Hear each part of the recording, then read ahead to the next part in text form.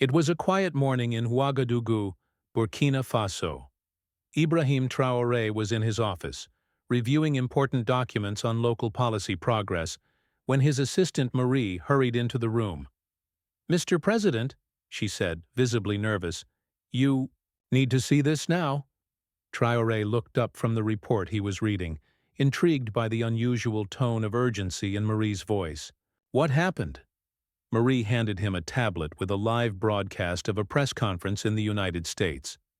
J.D. Vance, U.S. Senator, was on stage, talking about global leadership and the changes the world needed to face. But what caught Traoré's attention was something completely unexpected. Vance had mentioned Burkina Faso directly. "Burkina Faso," said Vance, his voice echoing through the packed auditorium, "is a powerful example of how small nations can lead big transformations. Under the leadership of Ibrahim Traoré, the country is proving that self-reliance and dignity are not just ideals, but achievable realities." Traoré felt his heart stop for a moment. He didn't expect to hear his name coming out of J.D. Vance's mouth, much less in such a positive context. He continued watching the broadcast, trying to process the words that echoed through the room. "Traoré has rejected traditional models of foreign aid," Vance continued, "and is building a future based on mutual respect and trust in the potential of his own people. That is true leadership."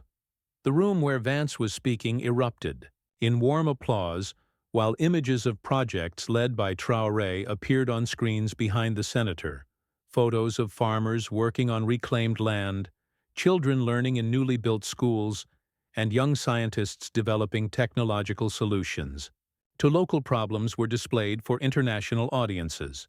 Traoré slowly lowered the tablet, still dazed. I didn't expect that," he muttered, shaking his head in disbelief. Marie smiled, excited.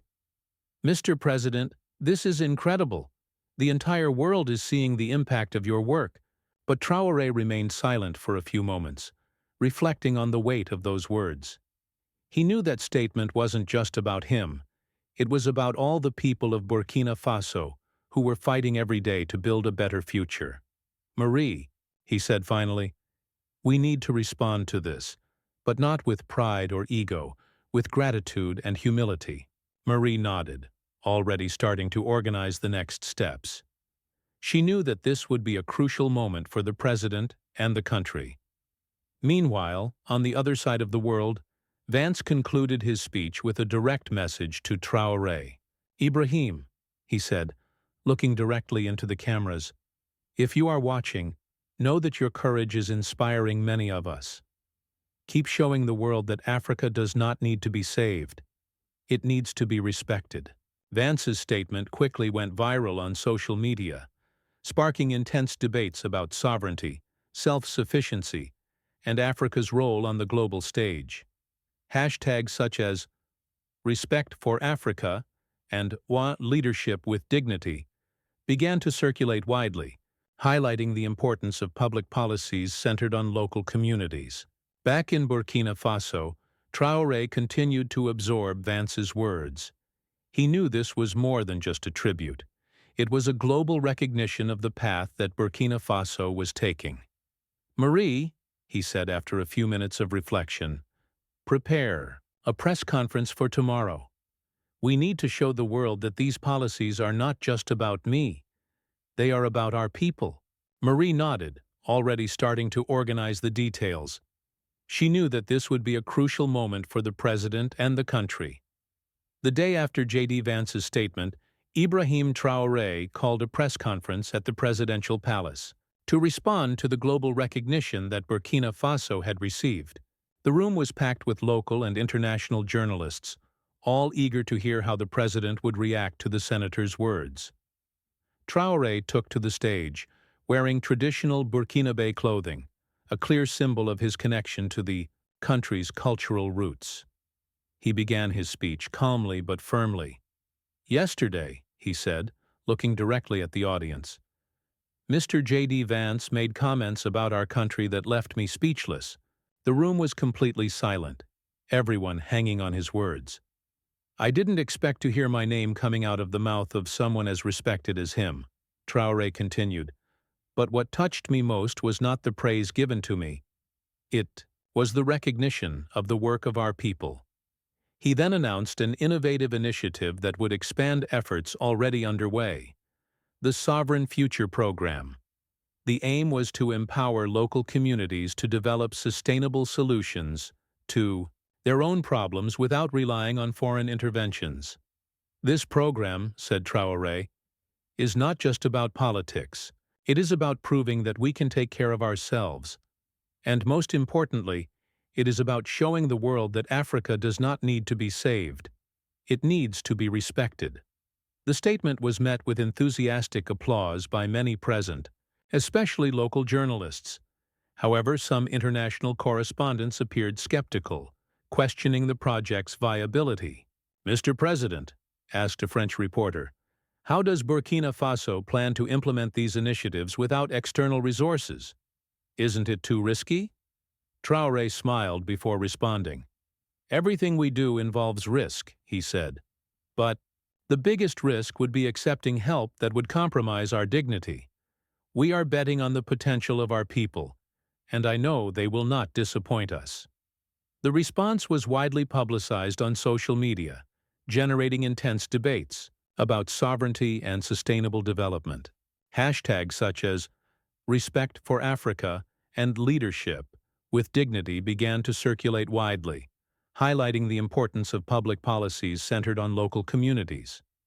Meanwhile, behind the scenes, Traoré's team was already working to implement the plan. The Minister of Agriculture organized meetings with community leaders to identify areas most in need, while Marie, the social worker who coordinated the efforts, visited villages to listen to farmers' demands. "This is going to change everything," said an elderly farmer during one such visit. "Finally, we will have the chance to farm our own land and feed our families." Marie smiled, moved by people's reactions. She knew that this was more than a political project. It was an opportunity to transform lives. J.D. Vance's statement about Ibrahim Traoré quickly gained international repercussions. His message of respect and recognition of Burkina Faso's self-sufficiency resonated with global leaders, social movements, and even ordinary citizens. The image of an African country leading its own transformation without relying on foreign aid has inspired debate about how other nations could follow suit. In the United States, reaction to Vance's speech was mixed. While some supporters of the senator praised his words as a way to highlight positive examples of global leadership, others criticized the idea that African countries could prosper without foreign intervention. During a live interview, a political commentator expressed his admiration for the Burkinabe president. "Traoré is showing something that many of us have forgotten," said the analyst. "That leadership is not about imposing solutions, but about empowering people to find their own." Meanwhile, in Africa, Traoré's stance was widely celebrated. Leaders from other countries began to adopt similar initiatives, adapting them to their local realities.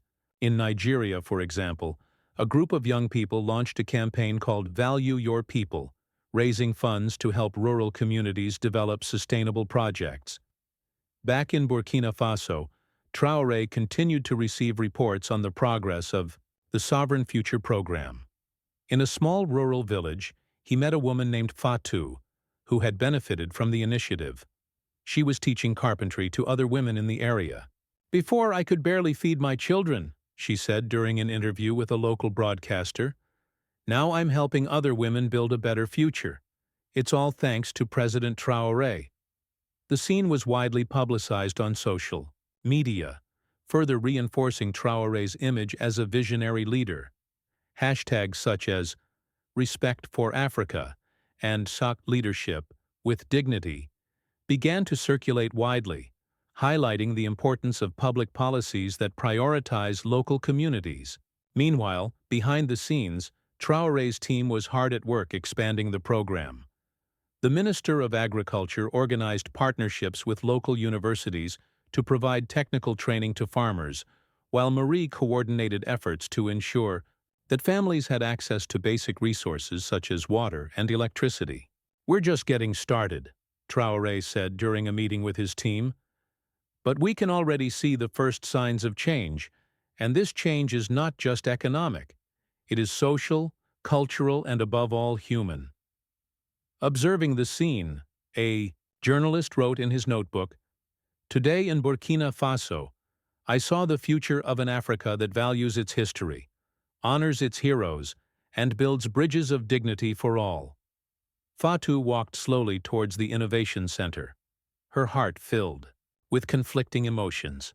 She had traveled hours from Bobo Dioulasso, carrying with her not only her suitcase, but also the memories of her mother, Marie, who always dreamed of seeing her daughter achieve something greater. Upon arriving, she found a scene she had never imagined. A crowd gathered to celebrate the advances of the Futuro Soberano program. Marie was there, just as Traoré had described, tears streaming down her face as she coordinated the final details of the ceremony. Malik, the boy who had once fought a fever in a makeshift hospital, now wore a new sweater and smiled beside her, holding a board with photos of local initiatives. Ibrahim Traoré took the stage, visibly moved to see Fatou enter the venue. He walked over to her, extending his hand gently. "Welcome," he said, his voice cracking with emotion. "You are living proof that we are building something bigger than ourselves." Fatou nodded, trying to hold back the tears. "My mother always believed this day would come," she said, holding an old book that had belonged to her mother. Inside it, a simple sentence was written: "Knowledge is the greatest inheritance we can leave." Traoré smiled, deeply touched by the message. He knew this was more than just a memory. It was a reminder that every act of kindness could create big changes. During the official speech, Traoré spoke directly to the hearts of everyone present. "Today," he began, his voice echoing through the packed auditorium, "we are not here just to celebrate numbers or public policies. We are here to honor those who built this country with their hands and minds. You are the true pillars of Burkina Faso." He then addressed J.D. Vance directly, even though he knew the senator was not present. "Mr. Vance," he said, looking directly into the cameras, "your statement left me speechless, but I want you to know that your words were not just about me, they were about all the people of Burkina Faso who are fighting every day to build a better future." The audience applauded warmly as images of flourishing farmers, children studying in renovated schools, and young scientists developing innovative solutions were projected on the screen. Fatou was invited on stage to speak. She hesitated for a moment before finding the courage. "My mother always taught me that we should fight for our dreams," she said, holding her mother's book. "And today, thanks to this center, I know I can achieve hers too. I want to use what I learned to help my people grow more food and take better care of the land." The crowd erupted in applause, and Traoré hugged Fatou affectionately. He knew that this was the true measure of the project's success, inspiring the next generations to value their land and their future. Observing the scene, a journalist wrote in his notebook, "Today in Burkina Faso, I saw the future of an Africa that values its history, honors its heroes, and builds bridges of dignity for all." Meanwhile, in the United States, Vance watched the live broadcast with growing admiration.